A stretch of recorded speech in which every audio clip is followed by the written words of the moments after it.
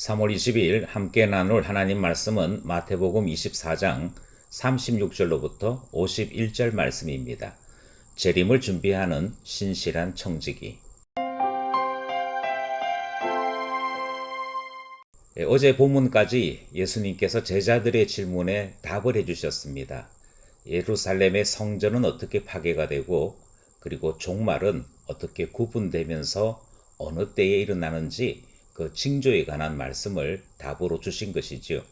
그리고 우리는 예수님의 말씀을 통해서 성전 파괴가 먼저 있고 그리고 난 다음에 예루살렘이 이방인의 때를 맞이하면서 주님이 정한 시간까지 이방인의 지배 가운데 놓일 것을 주의 말씀을 통해 확인할 수 있었습니다. 그리고 성전 파괴를 우리가 확인하면서 이와 같이 세상 종말도 그리고 예수 그리스도의 재림도 믿어야 할 것을 우리는 말씀을 통해 들었던 것이지요.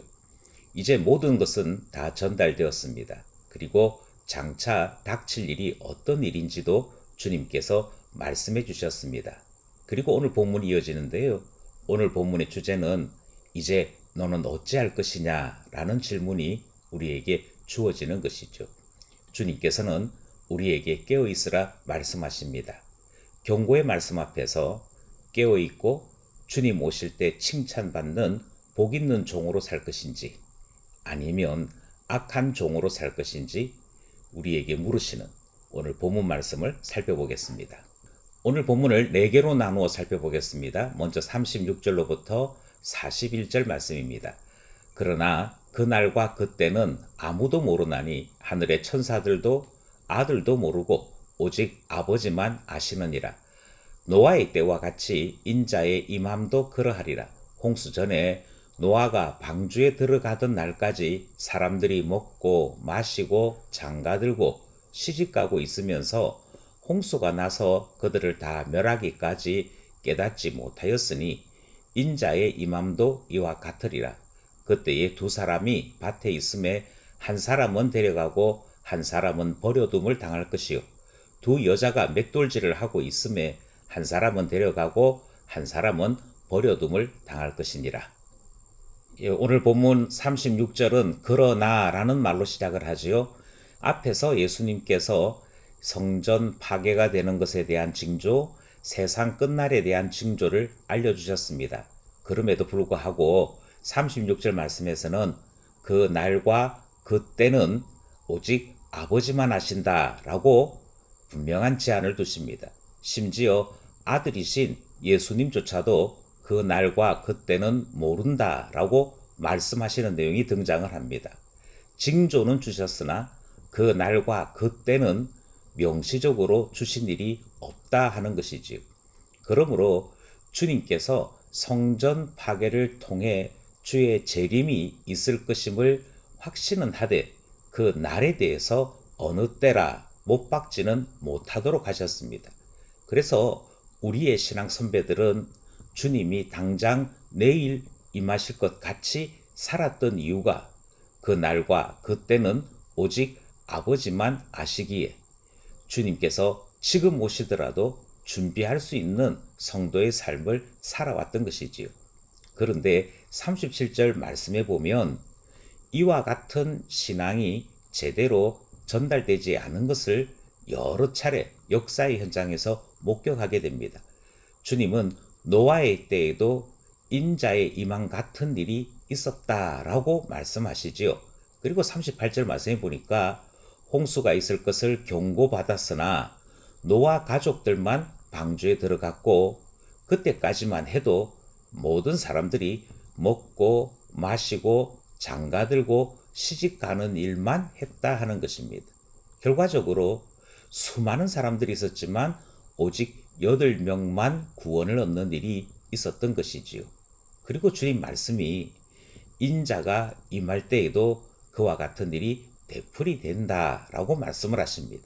그래서 함께 살았지만 준비하고 있었던 사람은 주의 부르심을 쫓아 영생으로 들어가는 것이고 나머지 사람들은 심판을 받게 되는 것, 그 일이 노아 때에도 주님이 재림하실 때에도 똑같이 일어난다 말씀하시는 내용이 오늘 첫째 문답 말씀이지요. 그래서 39절 이후에 보면 홍수가 나서 그들을 다 멸하기까지 깨닫지 못하였으니 인자의 임함도 그와 같다 말씀을 하십니다. 주님이 재림하시는 것이 깨어있는 성도들에게는 그 날이 갈수록 명확한 사실이 되고, 깨어있지 않는 사람들에게는 여전히 자기의 일상에만 몰입하여 자기 자신을 위한 삶을 살아도 되는 것처럼 여겨지더라 하는 것이죠. 그러나 결론은 이렇습니다. 두 사람이 똑같이 이 세상을 살았지만 한 사람은 데려가십니다. 그러나 한 사람은 주님께서 버리십니다. 이 분명한 차이가, 이 분명한 구별이 곧 다가온다 말씀하시는 첫째 문단 말씀입니다. 둘째 문단은 42절, 43절 말씀이지요. 그러므로 깨어있으라. 어느 날에 너희 주가 임할는지 너희가 알지 못함이니라. 너희도 아는 바니 만일 집주인이 도둑이 어느 시각에 올 줄 알았더라면 깨어있어 그 집을 뚫지 못하게 하였으리라. 첫 번째 문단에서 예수님께서 그 때를 오직 아버지만 하신다라고 말씀하셨지요. 그럼 누군가가 묻기를 왜 때는 알려주시지 않느냐 이렇게 질문할 것 같습니다. 그것에 대한 답이 둘째 문단에 나타나지요. 그것은 주님께서 때에 맞추어 신앙생활해서는 아니 되고 우리의 삶이 항상 깨어있는 신앙생활 되어야 될 것을 가르쳐 주시기 위해서입니다. 그래서 42절 말씀이 그러므로 깨어있으라 이 말씀을 주시고 이 교훈을 주시는 것이죠.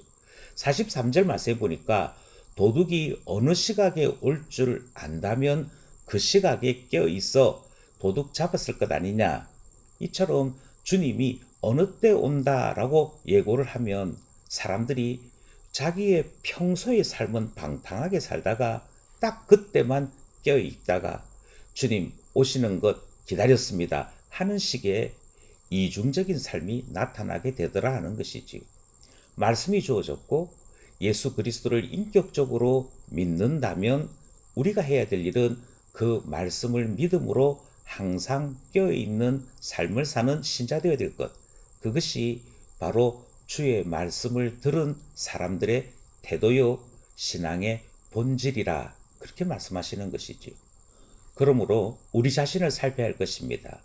나는 주님이 지금이라도 오실 수 있음을 고백하면서 깨어있는지 아니면 노아 때의 사람들과 같이 여전히 자기의 일상에 빠져서 주님에게서 떨어져 나간 그저 자기만의 삶을 살아가고 있는지 확인해야 되는 것이죠. 그러므로 깨어있으라 말씀하시는 둘째 문단이었습니다. 셋째 문단 말씀은 44절로부터 47절이죠. 이러므로 너희도 준비하고 있으라. 생각하지 않은 때에 인자가 오리라. 충성되고 지혜 있는 종이 되어 주인에게 그 집사람들을 맡아 때를 따라 양식을 나눠줄 자가 누구냐. 주인이 올 때에 그 종이 이렇게 하는 것을 보면 그 종이 복이 있으리로다. 내가 진실로 너희에게 이르노니 주인이 그의 모든 소유를 그에게 맡기리라. 셋째 문단에서 예수님은 제자들에게 다시금 교훈을 주고 계십니다. 그리고 이렇게 말씀을 하시죠. 너희도 준비하고 있으라. 그러니까 예수 그리스도의 재림을 준비하는 일에는 사도들이나 제자들이라고 하여서 따로 안 해도 되는 그런 사람 없다 말씀하십니다. 누구든지 주의 재림을 기다리고 준비하는 일은 항상 모두에게 적용되는 말씀이라 그렇게 가르쳐 주신 것이지요. 이유는 간단합니다. 생각지도 못한 때에 인자가 오시기 때문이고 주님이 오실 그때에 우리의 삶이 어떠했는지를 주님이 평가하시고 심판하시기 때문입니다. 그러면 어떤 사람이 잘 준비한 사람이냐? 45절부터 그 내용을 우리에게 가르쳐 주시는데요. 충성되고 지혜 있는 종으로 사는 것이라 그렇게 말씀하십니다. 충성된다는 말은 주님을 신실하게 믿고 그 말씀 앞에 그대로 살아간 사람이다 하는 뜻을 가지고 있습니다. 그러니까 충성, 믿음, 신실 같은 말인 것이죠. 그래서 주님이 오신다 하셨으니 저는 주님 말씀 믿었습니다. 그리고 그 믿음을 따라 저의 삶이 바뀌었습니다. 이것이 충성된 사람인데, 주님이 오실 때를 기다리면서 주님의 집, 또 주의 자녀들을 책임지는 삶 살았던 그 종이 바로 충성된 종이라 그렇게 말씀하지요. 또 지혜 있는 종이라 이렇게 말씀하시는 것은 때를 따라 양식을 나누어 주는 일을 했기 때문입니다. 여기서 말하는 때를 따라 하는 말은 어떤 때에는 주님이 곧 오실 것 같이, 또 어떤 때에는 천년쯤 뒤에 오실 것 같이 우리에게 필요한 때를 따라 주의 재림을 기다릴 줄 아는 사람으로 이끌고 나가는 것을 말씀하시는 것이지요. 이것은 모든 사도들과 모든 신앙의 신실한 선배들이 지켜왔던 태도입니다.